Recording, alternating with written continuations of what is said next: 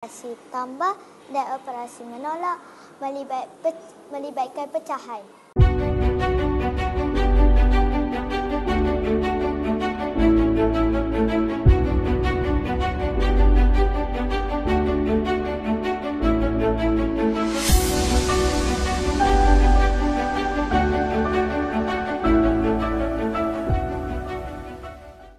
Assalamualaikum dan salam sejahtera.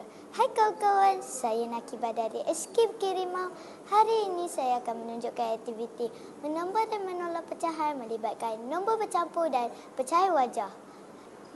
Lihat di sini, saya ada 3 kek yang setiap satunya dipotong kepada 8 bahagian.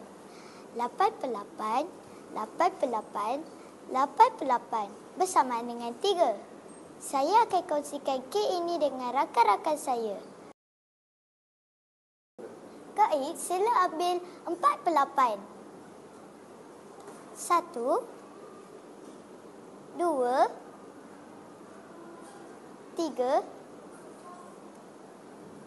4 per 8. Hanania, sila ambil 1 per 8. 1 per 8.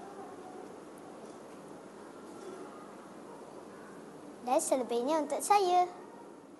Mari kita cari jumlah kek yang diambil oleh rakan-rakan saya tadi.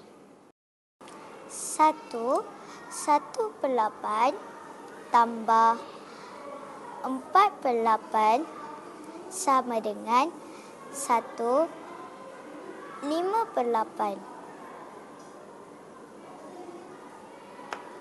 Jadi, jumlah yang diambil oleh rakan-rakan saya ialah 1 5 per 8. Sekarang, mari kita cari pecahan kek yang tinggal untuk saya.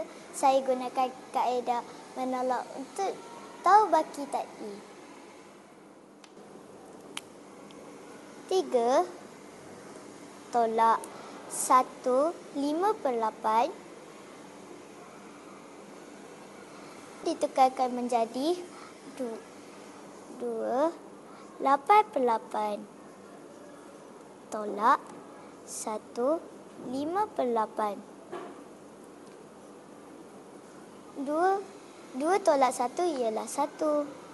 8 per 8 tolak 5 per 8 ialah 3 per 8.